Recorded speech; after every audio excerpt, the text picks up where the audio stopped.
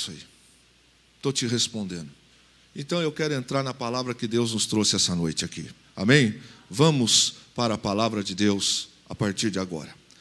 Convido você a abrir a Bíblia Sagrada ao Evangelho de Marcos, capítulo 8, verso 27. Evangelho de Marcos, capítulo 8, a partir do verso 27. Diz assim: E saiu Jesus e os seus discípulos para as aldeias de Cesareia de Filipe.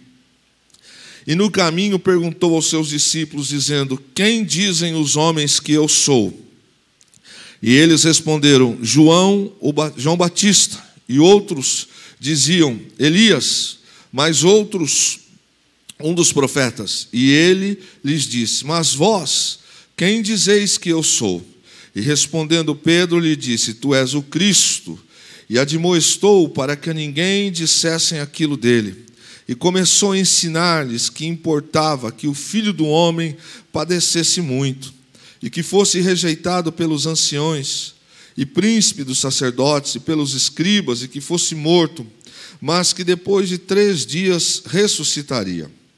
E dizia abertamente estas palavras, e Pedro o tomou à parte e começou a repreendê-lo, mas ele, virando-se e olhando para os seus discípulos, repreendeu a Pedro, dizendo: Retira-te de mim, Satanás, porque não compreendes as coisas que são de Deus, mas que são dos homens. E chamando a si a multidão com os seus discípulos, disse-lhes: Se alguém quiser vir após mim, negue a si mesmo e tome a sua cruz e siga-me. Porque qualquer que quiser salvar a sua vida, perdê-la-á. Mas qualquer que perder a sua vida por amor de mim e do Evangelho, esse a salvará. Pois que aproveitará, ou que aproveitaria o homem ganhar o mundo e perder a sua alma? Ou que daria o homem pelo resgate da sua alma? Porquanto qualquer que entre esta geração adúltera e pecadora se envergonhar de mim e das minhas palavras, também o Filho do Homem se envergonhará dele quando vier na glória de seu Pai com os santos anjos. Capítulo 9, verso 1. Dizia-lhes também: Em verdade vos digo que dos que estão aqui, alguns que não provarão a morte sem que vejam chegado o reino de Deus com poder. Amém? Mantenha a sua Bíblia aberta, porque nós ainda vamos para mais um texto. Jesus aqui, ele prediz a sua morte e ressurreição. Os discípulos não compreenderam e não compreendiam quando Jesus falava com eles que ele iria morrer e ressuscitar. Talvez eles não compreendessem ainda por incredulidade, imaturidade, e também porque algumas coisas eram-lhes ocultadas por Deus. Nós não podemos esquecer que na cabeça de um judeu, eles estão muito ligados à Torá, muito ligados à lei de Moisés. E esta geração dos discípulos agora não viu coisas que a geração de Moisés e de Josué viu, e de alguns dos profetas. Há um espaço de silêncio de Deus, do Velho ao Antigo Testamento, de aproximadamente 400 anos. E esta geração dos discípulos que estão agora, homens que largaram as suas coisas, largaram suas redes, largaram sua vida pessoal e aceitaram o desafio de Cristo, o chamado de Cristo. Mas Jesus está dizendo para eles, e não se esqueça que na cabeça deles, dos discípulos, eles continuam refém de Roma. O Império Romano continua dominando Israel e o mundo. Era o tempo que os romanos dominaram a terra, através do poderio militar. Só que tem algumas coisas que Jesus não tratou com todos. Alguns particulares não foram para todos. Você observa que em 3 ocasiões, Pedro, Tiago e João foram privilegiados em ver coisas que os outros discípulos não viam. E, no entanto, mesmo assim, Jesus continuou falando com todos eles, no que diz respeito à sua morte e à sua ressurreição. Mas há tempo para Deus revelar algumas coisas. E Jesus faz uma declaração, depois até de repreender Pedro, dizendo: olha, alguns de vocês não vão morrer antes de ver a questão do reino. E parece confuso compreender isso, mas a gente compreende depois desse versículo primeiro o que aconteceu. Só que olha para o texto e a gente compreende que alguns deles, Jesus os ensinava na medida que eles eram capazes de assimilar a verdade. Nós também somos assim. Tem coisas que Deus vai trabalhando com a gente no raso. Tem coisas que Deus vai trabalhando depois mediano. E alguns de nós que Deus fala numa outra esfera, de coisas mais fortes. Alguns que recebem sim de Deus algumas coisas que outros não têm este nível de intimidade. É na medida que nós vamos crescendo, à medida que nós vamos sendo capazes de entender, de busca, de entrega, de renúncia pessoal, que Deus também vai nos trazendo mais para perto dele. Pedro, Tiago e João viram, presenciaram coisas que os outros não tiveram. Souberam, mas não viram em loco.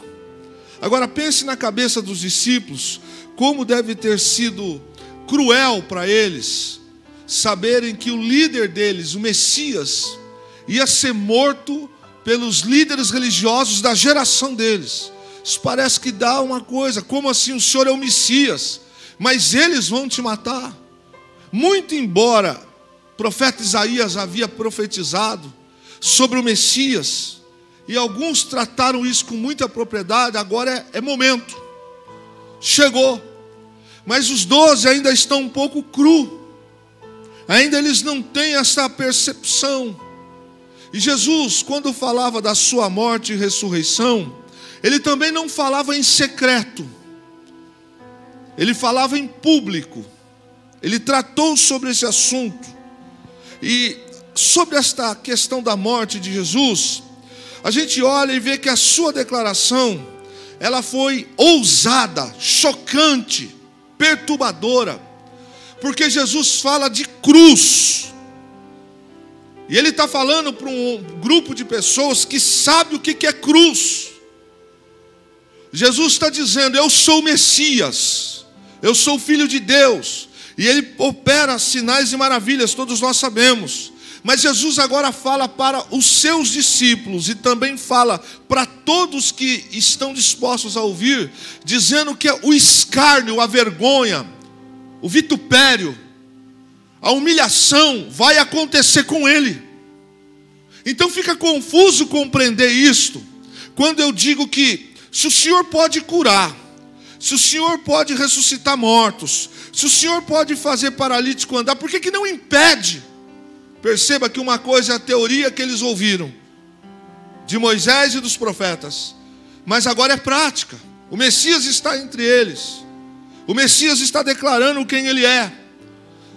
Para nós termos uma compreensão do que Jesus estava trazendo para aqueles homens, sabe o que era a cruz para aqueles homens na sociedade romana?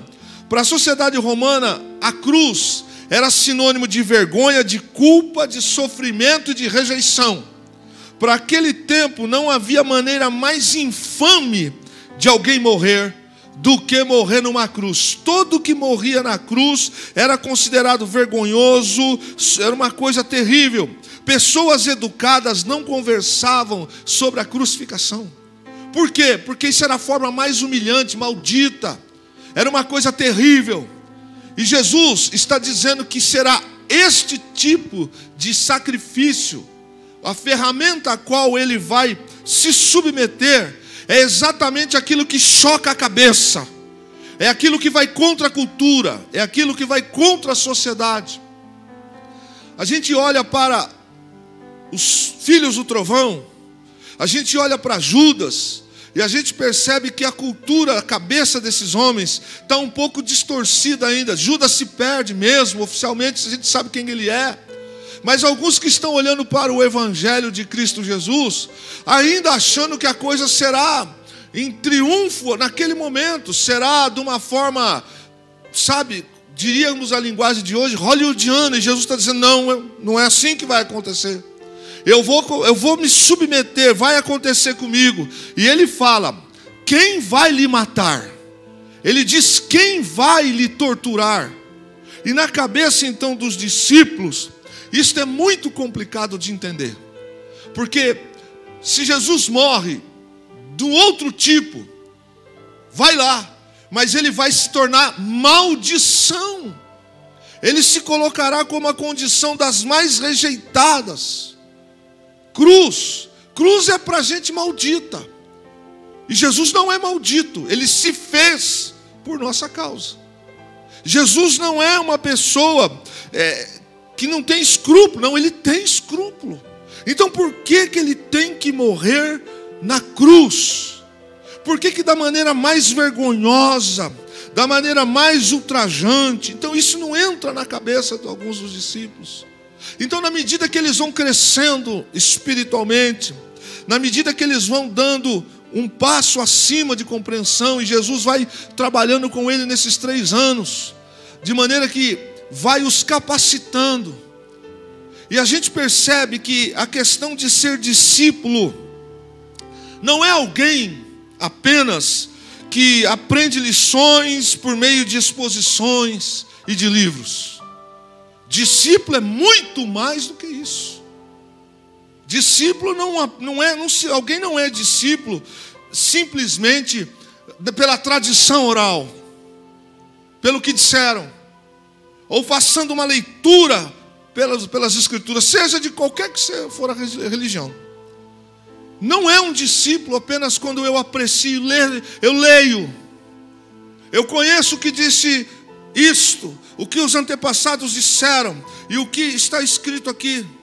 Discípulo, na verdade, meu irmão, ele tem muito a ver com alguém que aprende vivendo e trabalhando nas experiências práticas e diárias. Isso é discípulo. Discípulo, não se pode ser um discípulo de leitura. Não se pode ser um discípulo de eu ouvir dizer, do eu acho, eu penso. Discípulo se faz em experiências diárias. É no dia a dia de Jesus com esses homens que eles vão aprendendo e vão tendo as suas experiências, e vão crescendo e vão crescendo.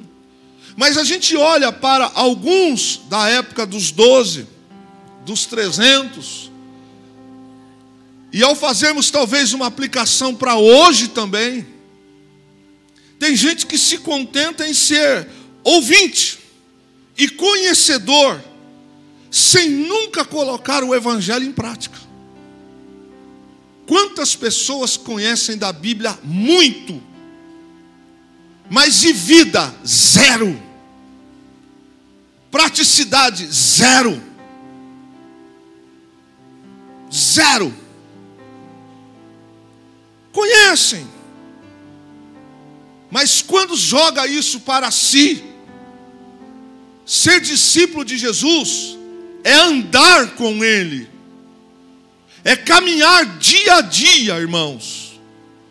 Não é a frequência de uma igreja apenas, não é a frequência de uma escola bíblica, não é a frequência de um culto de ensino, de um culto de oração, como alguém que passa, conhece, sabe, mas é vida.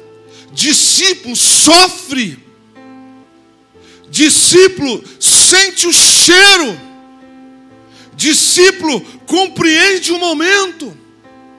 Os discípulos de Jesus não estavam aptos durante a sua vida, mas quando Jesus morre e ressuscita, é o choque final, é o toque final, é o que lhes faltava. E vejam que alguns deles, ou todos, tiveram medo.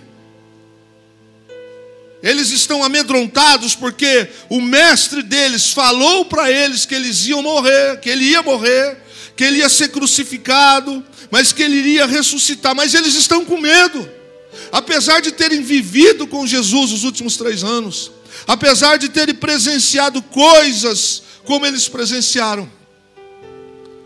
Eles estão sentindo agora que aquilo que foi dito se cumpre.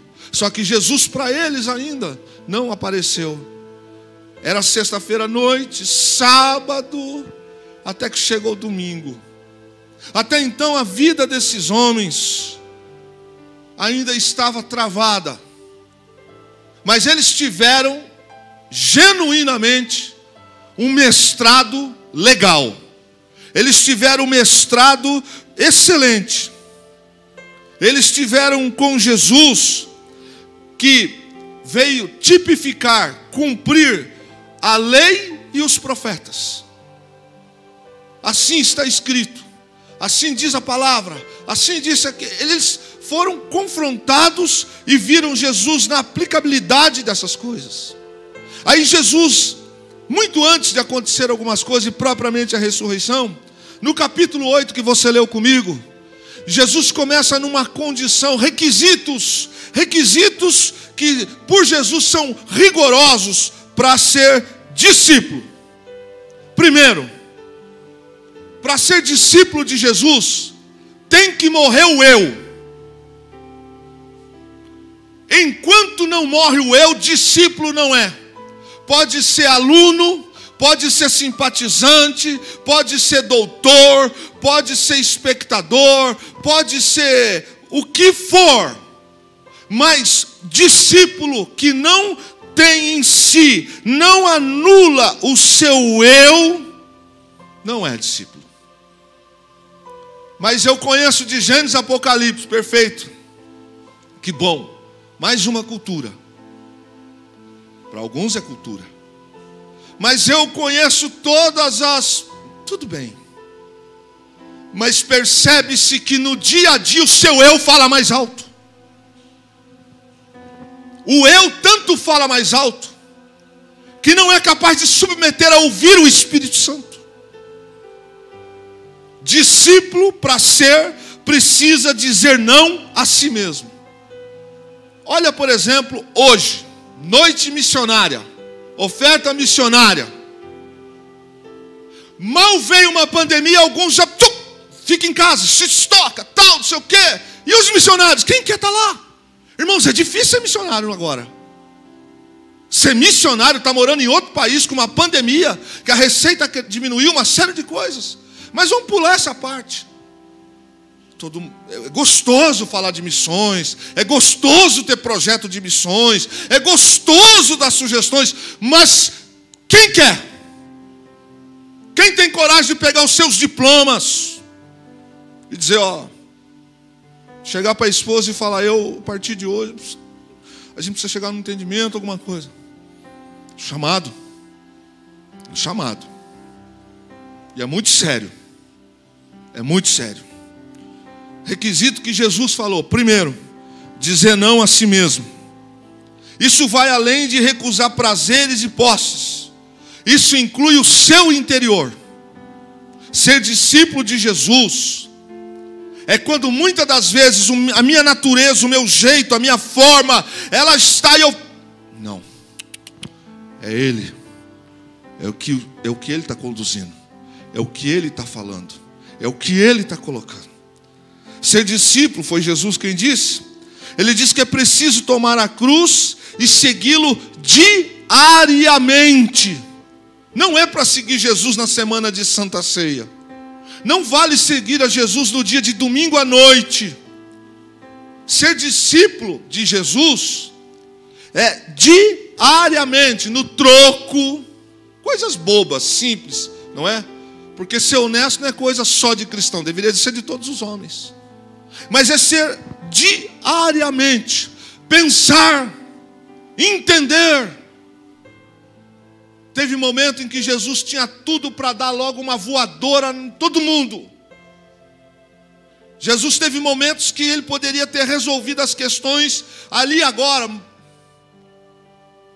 Um dos momentos que eu ilustro, tem tantos, foi quando apanharam aquela mulher em flagrante de adultério e levaram até Jesus e ele continua abaixado. Vamos ser sinceros, bando de hipócrita, de mentiroso, de gente safado, mau caráter, uns religiosos falsos que estavam ali, querendo achar brecha em Jesus, pegaram a mulher, mas não levaram o cara. Levaram a mulher, mas não apresentaram, ninguém adultera sozinho. E aí eles vão questionar Jesus. Jesus naquele momento, por exemplo, ele não age numa brutalidade, ele apenas toma uma decisão e faz. Que lição para os discípulos. Que lição. Porque, irmãos, de vez em quando dá vontade, sim. De vez em quando o sangue esquenta, sim. Pode ser pastor ou membro. Nós não deixamos de ser homens. De vez em quando dá vontade de falar: você é um xarope, você é isso, a senhora é aquilo. Não, nossa humanidade. Muita coisa a gente não fala e não faz. Não é porque não tem coragem, não é porque não tem força. Não, irmãos, é porque ser discípulo de Jesus é um processo diário. Diário. A convivência. A gente não convive só com quem nos ama. A gente convive também com gente que mente que nos ama. A gente convive com falsos religiosos. A gente convive com gente que não se alegra com o nosso sucesso.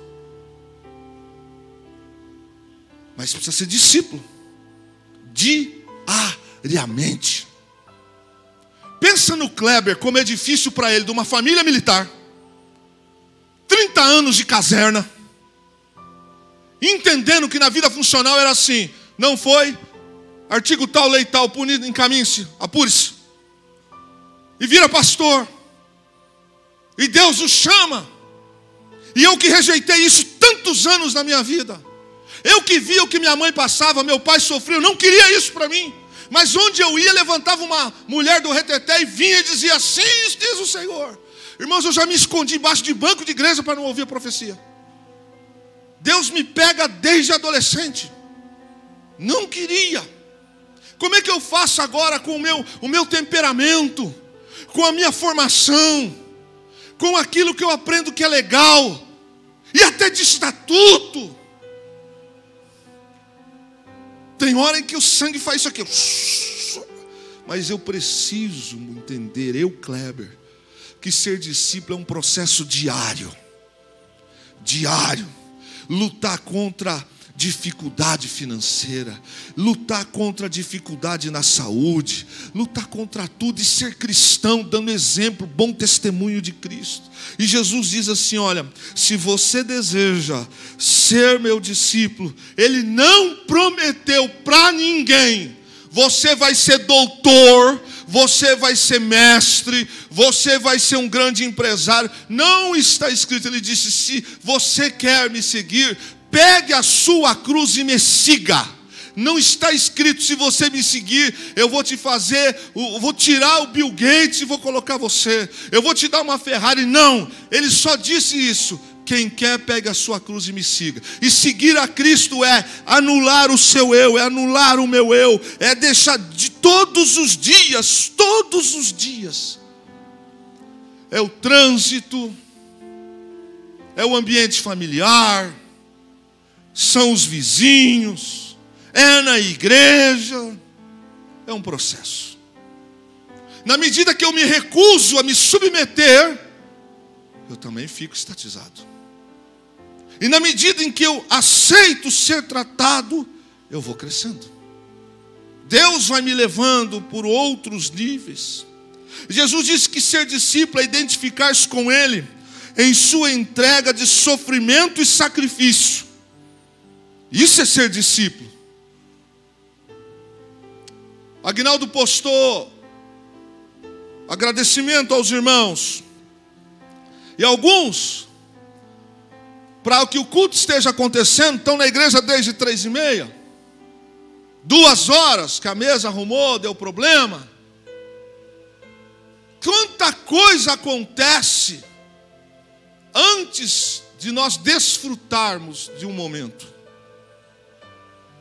E a gente olha o que Jesus falou para eles: para ser meu discípulo, precisa entender que tem que ter entrega, e precisa entender o que é sofrimento e sacrifício.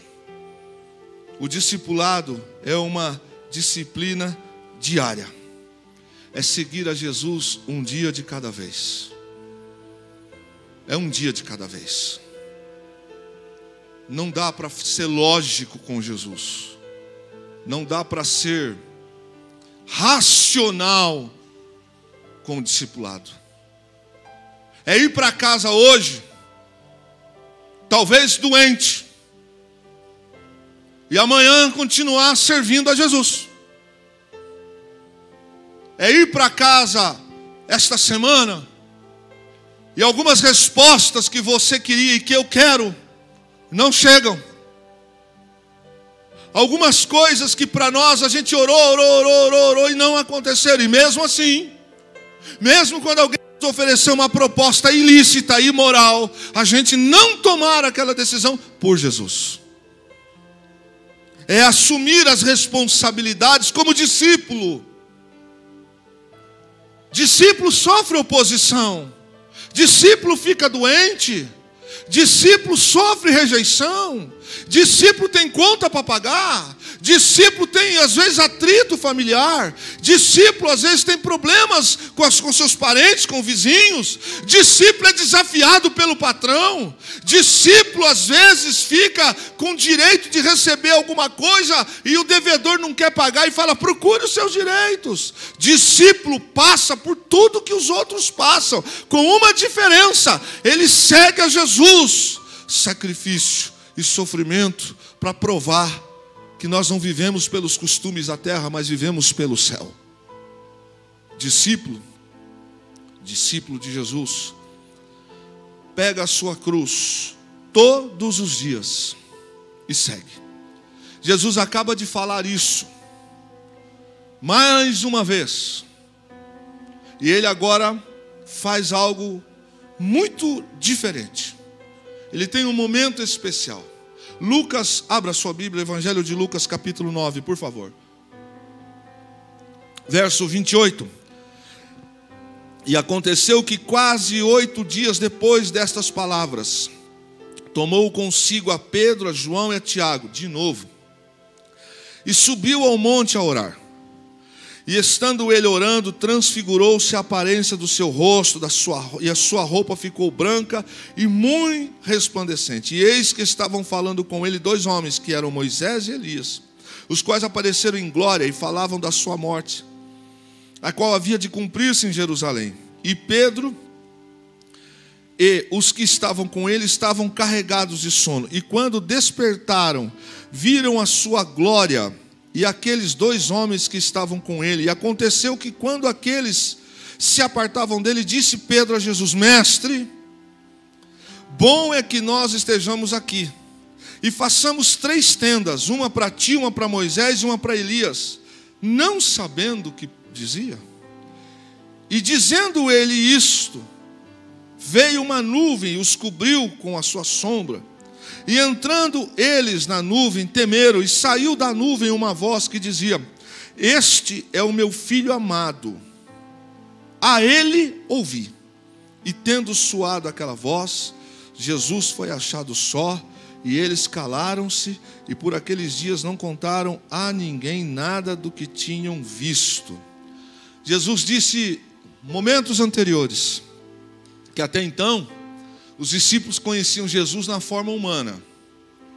Mas aconteceu um negócio aqui, que foi uma das experiências, acho que a mais marcante, depois da ressurreição. Eles vão orar, e Jesus está a caminho de Jerusalém, ou seja, ele está ao caminho da cruz. Não é nesses dias, mas ele está no processo de ir para o sacrifício. E Jesus fala para eles que vai padecer, que vai morrer, que os religiosos vão tratar com ele, etc e tal. Mas é o carne falando, Jesus, o humano falando. E Jesus fala anteriormente, quando eles estão saindo de Cesareia, e fala para eles o que é ser discípulo, etc e tal, sobre cada um deve pegar a sua cruz, etc. Só que chega agora esse local, Jesus, acreditam alguns que possivelmente pode ter sido no Monte Hermon, pode ser, não se tem essa certeza, mas foi num local muito alto. Jesus chama 3, Pedro, Tiago e João, e os leva em separados, os mesmos que Jesus chamou lá no Getsemane à parte para orar. Jesus os leva e começa a orar, e os discípulos estão cansados e sentem o peso do sono, e eles começam então a festejar e o sono é mais forte. De repente, acontece a manifestação do reino na forma, diria aqui, que nós entendemos Shekinah, que é a manifestação visível da glória de Deus.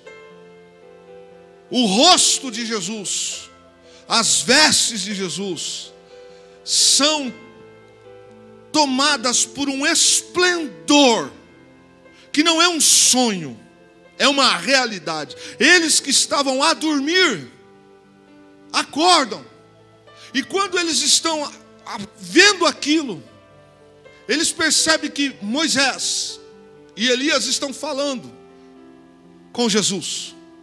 E o que se fala ali representado propriamente? A lei e os profetas. E em Jesus, o Messias, o cumprimento. Aquele momento de êxtase, veja, eles estão olhando e tudo que Jesus falou que ele era o Messias, mas eles não tinham uma experiência dessa proporção ainda não. Agora numa noite, vem um clarão, irradia tudo aquilo que está ali, resplandece. E eles estão vendo o rosto de Jesus, uma luz muito, muito forte. Um clarão que envolve, e os discípulos veem, Pedro vê, Jesus e os dois. Aquilo é fenomenal.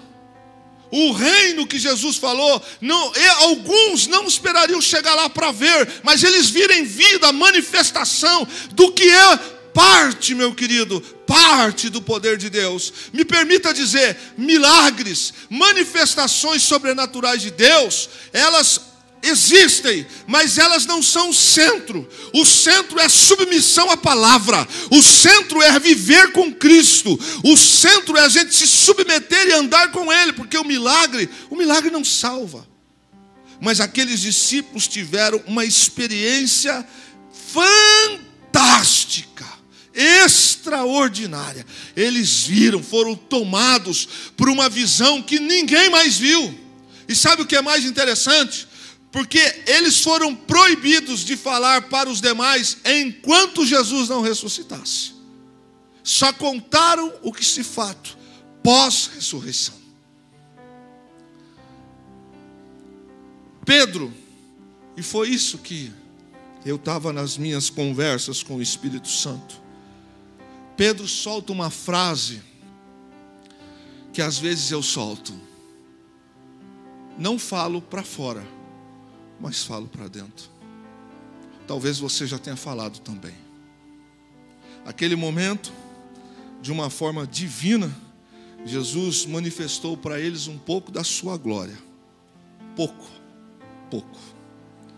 Até as roupas de Jesus se tornaram reluzentes. Pedro vê aquilo e Pedro fala assim: Senhor, olha o que Pedro ouviu antes. Que Jesus ia morrer, que ele ia ser crucificado, que os religiosos iam maltratá-lo. E Pedro já estava vivendo esse tempo de rejeição de alguns por Cristo. Agora Pedro está num local que está ele, Tiago e João. Ele acaba de ter uma visão, não uma visão em sonho, ao vivo e a cores. Ele viu o poder.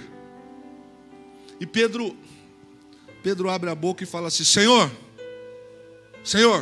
é o seguinte, vamos fazer o seguinte, vamos construir 3 tendas aqui, uma para o Senhor, para Moisés e para Elias, vamos ficar aqui. Bom é esse lugar, aqui é fantástico ficar. Como seria maravilhoso permanecer no alto daquele monte e desfrutar ali no alto do poder e da glória. Para que precisa descer? Cá entre nós, para que, meu irmão? Pedro sou eu. Vamos fazer aqui agora, faz 3 tendas aqui. A cabeça de Pedro está mais ou menos, sei lá, talvez como a festa dos tabernáculos, das tendas. Porque ele vem, vou colocar um sinônimo aqui, meio que assustado por aquilo que Jesus falou que ia acontecer. Agora ele tem uma experiência ímpar.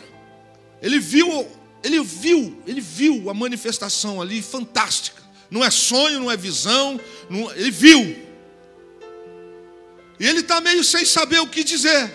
Sabe quando a gente fica abobado? Abobado.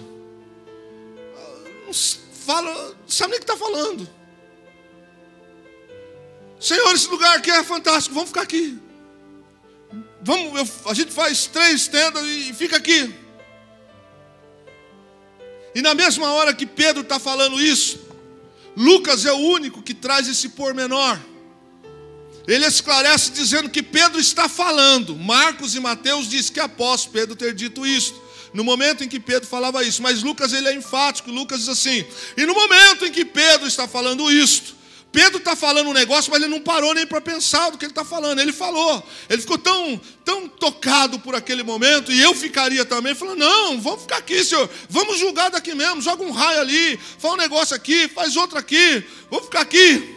Seria muito interessante, maravilhoso ficar ali. Para que precisa sofrer? Para que precisa padecer? Mas sabe, irmãos, o que a gente olha para esse texto? É que o discipulado significa negar-se a si mesmo, pegar a cruz e seguir ao Senhor.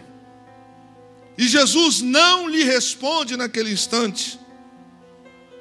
Naquele momento em que Pedro está falando aquilo, acontece um negócio que você perceba no texto. Não tem como ser discípulo desejando egoisticamente permanecer no monte da glória. Eu quero ser discípulo de Deus, mas eu não quero ser confrontado. Esquece. Eu quero ser discípulo de Jesus, mas eu não quero passar por luta. Esqueça. Eu quero ser discípulo de Jesus, mas não quero abrir mão do meu pensamento. Esqueça. Eu quero ser discípulo de Jesus, mas eu preciso e desejo ficar aqui no monte com Jesus. Não. Discípulo não fica no monte. Discípulo vai para as aldeias. Discípulo desce às aldeias para falar, mas não vai ter rejeição? Vai. Mas discípulo é isso. O mestre já ensinou como que funciona. O mestre passou por isso. Não tem como ser discípulo com sentimento egoísta. Existem necessidades para serem supridas lá embaixo. Eles estavam no monte. Quem deseja compartilhar da glória de Cristo no monte deve estar disposto a segui-lo no sofrimento da vida.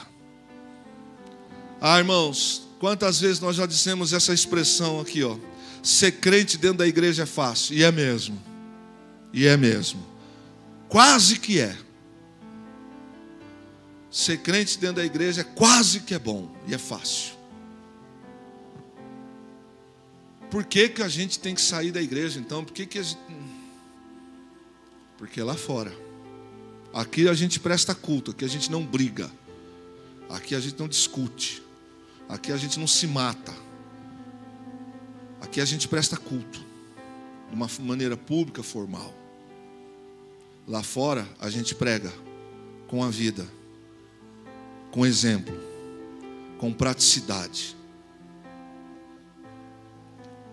Mas se eu quero ser um discípulo de Jesus, eu preciso entender que aqueles 300, junto com os demais, quando o Senhor falou: cadê as pessoas que estavam aqui? Foram embora. Vocês querem ir também?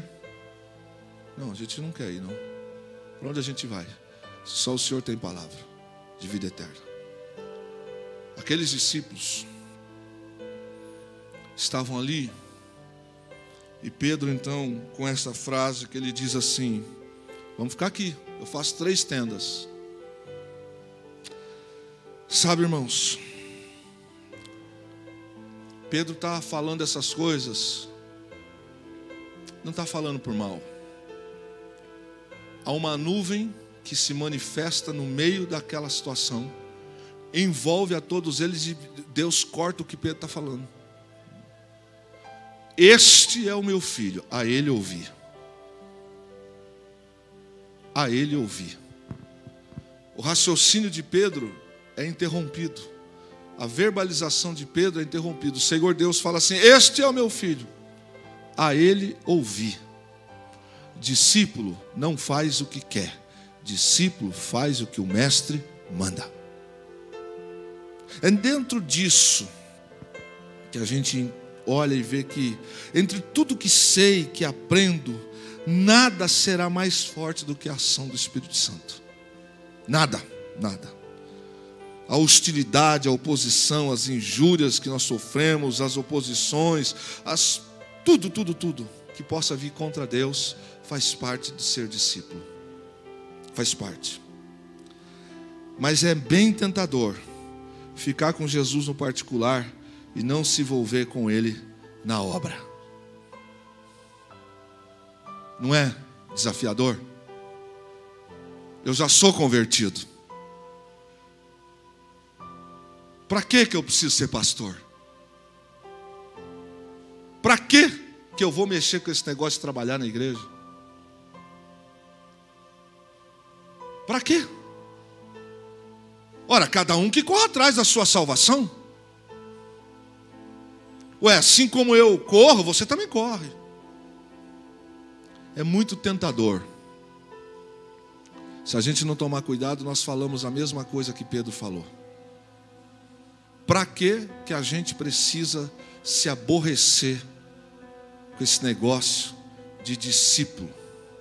Para quê? Para que ter problemas com isso? Para que eu preciso? Vamos fazer o seguinte, vamos para a praticidade. Senhor pastor Luiz Fernandes Bergamin, estou entregando a direção da igreja de São José dos Campos como pastor presidente. Eu dou 90 dias para o senhor para nomear uma junta de pastores, se vai levantar alguém de lá, o que vai fazer, o senhor, mas eu estou, deu para mim. Pastor, eu descobri que eu vou morrer antes da hora. Tem uns crentes na minha igreja que só o sangue do cordeiro, esse negócio não é para mim não. Pastor, eu já fiz o que tinha que fazer. Mas o que você vai fazer, Kleber? Vou ser crente. Eu vou continuar congregando, ou lá, ou em outro lugar. Vou continuar sendo dizimista fiel, porque eu sempre fui. Quando de vez em quando o pastor da igreja que eu tiver me perguntar, você pode pregar hoje? Eu apoio ele. Mas eu não quero mais ser pastor de igreja. Mas Kleber, você tem chamado, rapaz. Mas eu não quero mais. Por que o diácono Elias pode ficar lá e eu não posso? Por que o Giovanni? Por que a irmã ali? Não quero. Eu quero a partir de hoje. Eu não quero mais me aborrecer, ficar sem noite de sono por causa de membro, por causa de conta de igreja, por causa de pandemia, por causa de festas que eles fazem para uns, chamam alguns e não me chamam porque eu peguei no pé. Eu não quero mais ser o pastor que... Não quero mais. Eu já fiz. Eu já passei por lá um tempo. Não quero mais. Eu quero ficar no monte. Eu já conheço a glória. Eu acredito em Jesus. Eu acredito no Pai, no Filho e no Espírito Santo. Eu não quero mais participar de ministério nenhum. Está aqui a Menibrac, o Febrac, está tudo, já está mesmo, na pandemia já estava assim, agora então está aí. Quer saber? O Aguinaldo vou sentar e tal, precisar de mim de vez em quando, me põe aí para olhar os carros aí, que eu tal, tá tudo certo. Isso é o convencional. Isso é o convencional. E é isso que nos tenta todos os dias. É isso que nos tenta nesta geração. É isso que faz a diferença em quem reconhece quem Ele é e quem o chamou. É isso que muitas das vezes nós não compreendemos. E não somos os únicos. Elias, Jeremias e tantos outros, Samuel. Deus precisou dizer para Samuel: não é você que eles rejeitam, sou eu. Sou eu. Vocês acham que aquele povo de Samuel não conhecia da Torá mais do que qualquer um de nós aqui? Só que tem uma coisa no reino: não é todo mundo que Deus vai levar para o monte para revelar algumas coisas.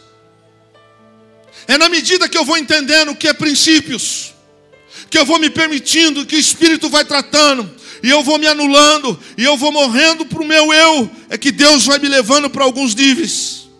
É bem tentador ficar com Jesus no particular e não se envolver com Jesus na obra.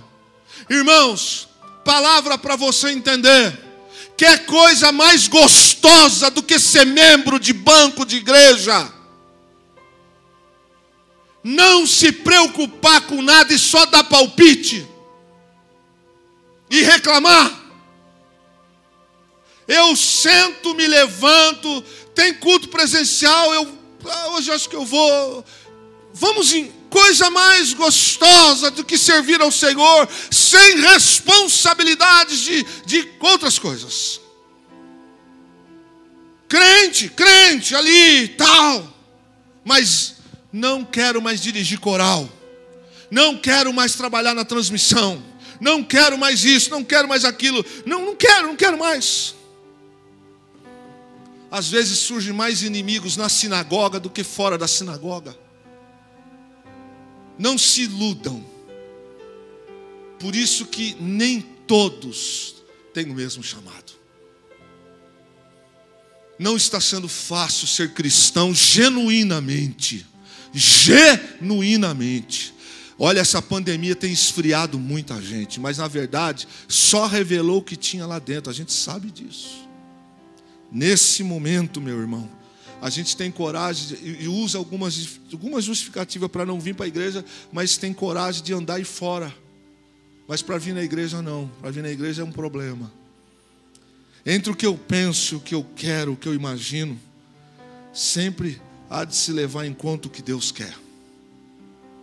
No verso 33 de Lucas 9, e aconteceu então que quando eles se apartaram, Moisés e Elias, Pedro disse essa frase: bom mestre, bom é que nós estejamos aqui, façamos 3 tendas, uma para ti, uma para Moisés, uma para Elias. Pedro não sabia nem o que está dizendo. Quem já não teve vontade de largar tudo e ser apenas um espectador? Quem já teve vontade de fazer isso?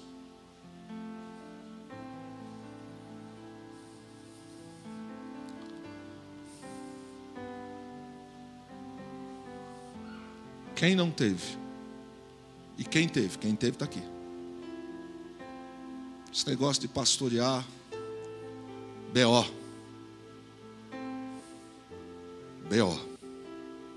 A barba vai embranquecer antes da hora, o cabelo vai embranquecer, vai cair. Quantos já sofreram oposição no desempenhar das suas funções e já não veio aquela voz: larga tudo, seja apenas mais um membro. Continuo com a minha mão levantada. Eu continuo.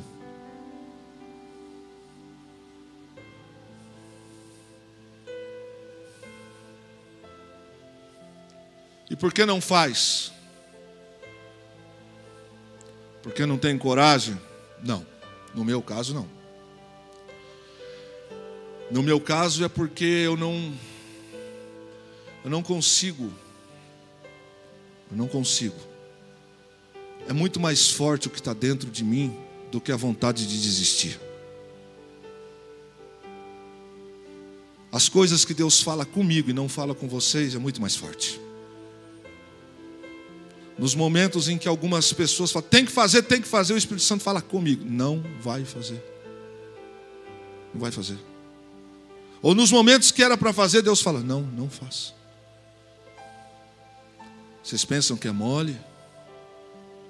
Então por que o senhor não faz, pastor Kleber? Por que você não faz? Porque não é sobre você, é sobre Deus. Não é o que eu acho, é o que Ele acha. Porque ser discípulo não é como eu quero, é como Ele quer. Não é sobre como eu penso, é como Ele quer. Existem experiências que alguns vão viver, outros não, mesmo querendo. É muito mais confortável não descer do monte, porque o povo desgasta, as lutas desgastam, as guerras internas desgastam, os desafios desgastam, mas não é sobre você, é sobre Deus. Por que alguns de vocês não abrem mão das coisas que fazem para o Senhor? Porque não é sobre você, é sobre Deus. Por que a gente não fica no monte e diz assim: estou aqui, eis-me aqui, mas não envia-me a mim? Pedro: Senhor, é bom este lugar, vamos fazer 3 tendas. O Senhor é Messias, estamos aqui. Para que descer? Para que enfrentar esse mundo que está ridicularizando o cristão? Para quê?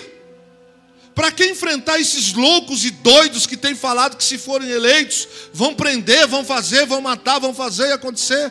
Para que enfrentar todos esses problemas que estamos enfrentando hoje? É simples, porque não é sobre nós, é sobre Deus. É Ele quem nos chamou. É Ele quem nos levantou. É Ele quem nos salvou. E o que de graça recebemos, de graça nós damos. Por que a gente não desiste? Por que a gente não para? Porque não está dando ibope mais.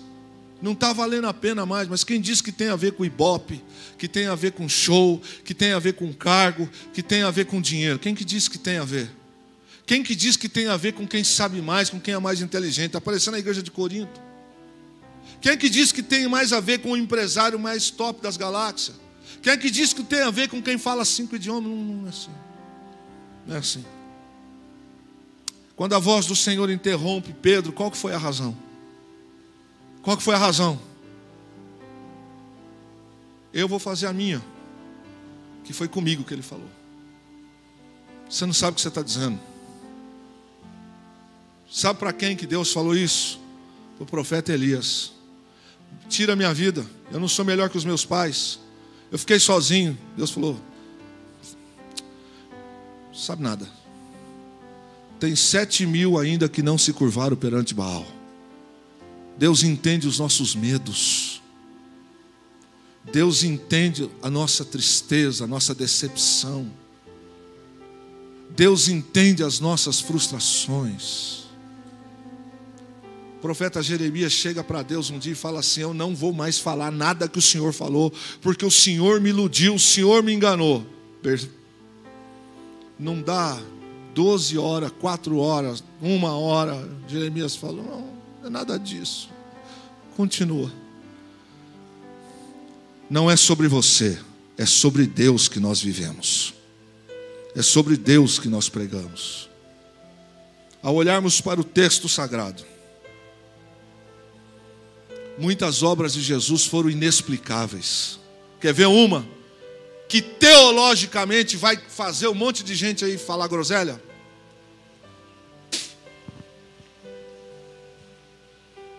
Explica. Explica se tem razão.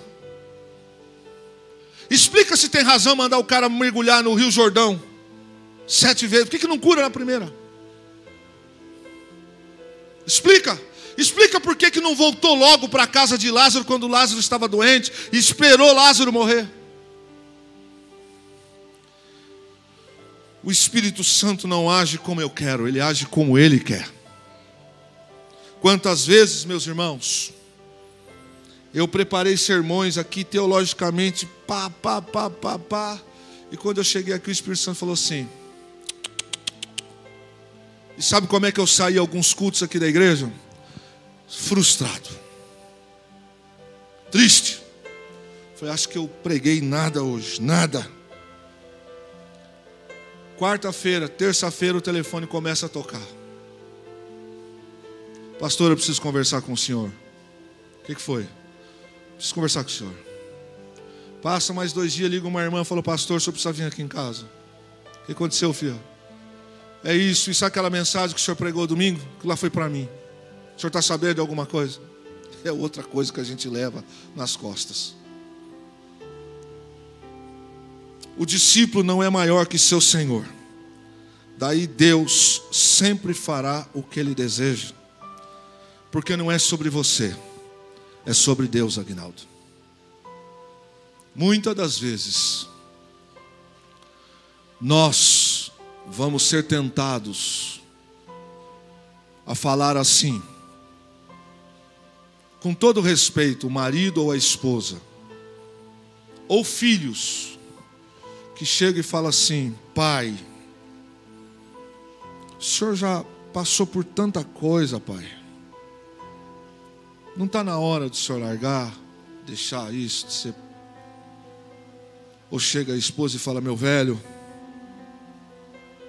esse povo não te quer mais, você está sofrendo demais, você está ficando doente.